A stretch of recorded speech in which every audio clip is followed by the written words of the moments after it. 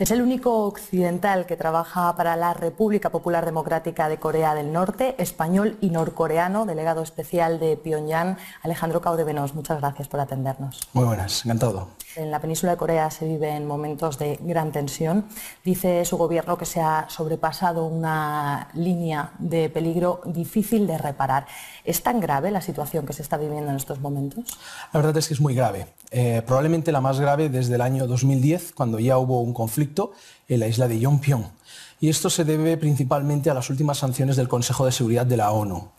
Las sanciones que se han producido tras el lanzamiento del último satélite y posteriormente tras la prueba nuclear subterránea, son unas sanciones de doble estándar. Mientras Estados Unidos, Rusia, Francia y otros países disponen de ese arsenal para protegerse, intentan denegar esa posibilidad a una nación soberana como es Corea del Norte, y lógicamente eso no puede ser tolerado. Si le añadimos a las maniobras militares que se están sucediendo ahora mismo en la zona de Asia-Pacífico con portaaviones nucleares norteamericanos, pues todavía hay mucha más tensión. Eso ha provocado que actualmente se han desmantelado las conversaciones a 6 bandas para la desnuclearización de la península coreana, y como respuesta a estas últimas sanciones se ha anulado el armisticio del 27 de julio de 1953, por lo que efectivamente es una situación muy tensa, porque en cualquier momento, si los americanos intentaran adentrarse, aunque fuera 1 centímetro, en territorio norcoreano o dispararan contra territorio norcoreano, se desencadenaría una guerra total. Vamos a ir por partes. Empezamos por esas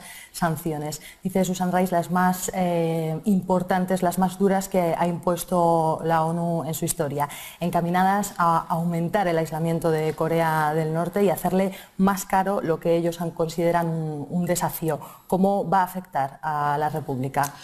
En verdad al país no le va a afectar apenas, porque Corea del Norte lleva sanciones desde su propia creación, desde 1948. Hemos de recordar también que la guerra de Corea se produce en el 1950 precisamente por el abuso de los Estados Unidos sobre el Consejo de Seguridad, aprovechando en un momento determinado la ausencia de la Unión Soviética en ese momento. O sea, la propia guerra de Corea ya hace más de 60 años fue formada de esta manera. Y como vemos, los Estados Unidos siempre intentan utilizar un poco el escaparate internacional para justificar su agresión sobre otras naciones soberanas. Y están intentando hacer lo mismo. Claro, lógicamente ahora la situación geopolítica es muy diferente, ¿no? Existe una globalización y en general un sistema capitalista en la mayoría de países. Y países integrantes dentro de ese Consejo de Seguridad ya no son comunistas y ya también tienen sus propios intereses económicos, por lo que le siguen el juego a los Estados Unidos, como en el caso de China. Entonces, Corea del Norte, de todas formas, no espera ayuda de nadie. Ha sido un país independiente que se ha ido desarrollando por sí mismo y tiene sus propios medios de defensa, ¿no? En cualquier caso, este tipo de sanciones no van realmente a afectar a la economía del país, que es una economía básicamente autárquica, es una economía donde hemos aprendido a negociar internacionalmente, salvando ese tipo de obstáculos. Pero el principal problema reside en el aspecto militar, en la agresión militar y sobre todo en ese doble estándar que está encaminado no a modificar la forma de pensar de Corea del Norte, sino realmente a ocupar culturalmente y políticamente al país. Intentan asfixiarnos económicamente para forzar un cambio de régimen político, y eso no sucederá. Lo decía usted ahora, quizás Corea del Norte no necesita de ningún otro país, pero está más solo que nunca.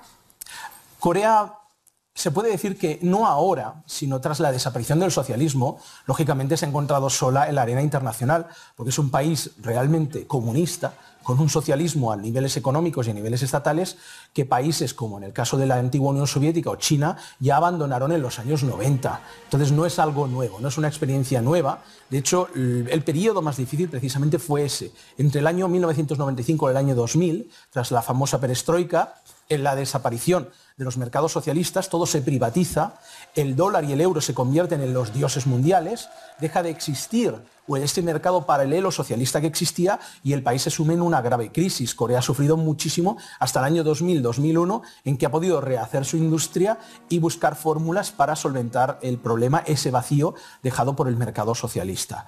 De cualquier forma, podemos decir que Corea ha estado sola, sí, pero no es solo ahora, ya desde la desaparición del socialismo a nivel internacional.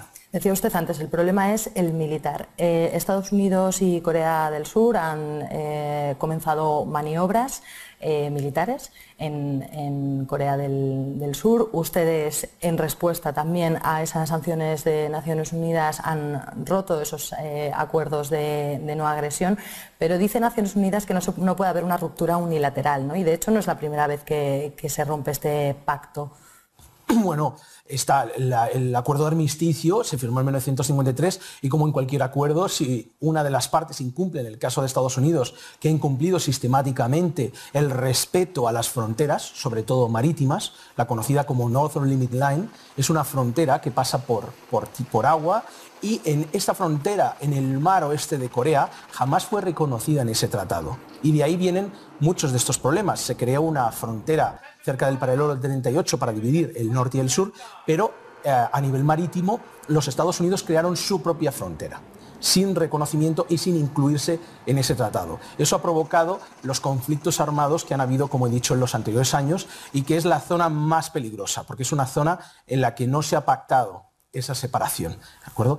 Por lo tanto, ese problema que viene ya de 1953, si ha estado continuamente violado por parte norteamericana, por parte del imperio, para nosotros no es más que un nuevo imperio que pretende controlar el mundo, si en el caso de Corea del Norte uno de los firmantes del tratado decide que ese acuerdo queda totalmente invalidado, si una de las dos partes reniega de él, ya desaparece, porque como en cualquier contrato, si no hay un acuerdo por ambas partes, por mucho que digan, por mucho que cacareen y utilicen medios de información a su alcance, no va a cambiar la situación. El acuerdo de armisticio del 27 de julio del 53 queda totalmente anulado y, por lo tanto, la zona desmilitarizada. Eso significa que en cualquier momento, si Estados Unidos realiza, como vuelvo a repetir, una mínima agresión, tan solo un disparo contra la parte norte, se desencadenará la guerra total en la península. Junto con esta ruptura del acuerdo de armisticio, se ha destacado que Pyongyang ha cortado la línea de comunicación directa con Corea del Sur. ¿Qué significa esto? Explícanos para qué se utiliza exactamente este teléfono rojo.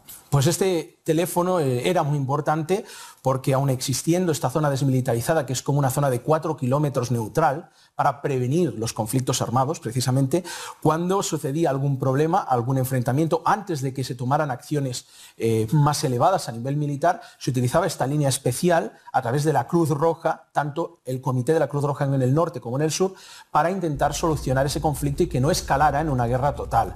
Por lo tanto, de ahí su importancia vital para evitar ese enfrentamiento. Lógicamente, si los Estados Unidos dicen o hablan de que lo que quieren es la paz en la península, pero introducen un portaaviones con más de 100 armas tácticas nucleares a bordo, no se puede intentar llegar a un acuerdo, a una amistad, mientras por otra parte estás ejerciendo presión, y una presión militar, y además sanciones económicas que lo que intentan es asfixiarnos. Por lo tanto, o pretendes ser nuestro amigo, o pretendes que nos conozcamos mutuamente y llegamos a un acuerdo como durante la administración Clinton, o lo que estás haciendo es usar tu maquinaria bélica y tu poder de influencia internacional para asfixiarnos. Y en ese caso, Corea jamás se doblegará. Lo que está claro es la posición de nuestro gobierno, que deseamos la paz, pero nunca nos arrodillaremos para conseguirla.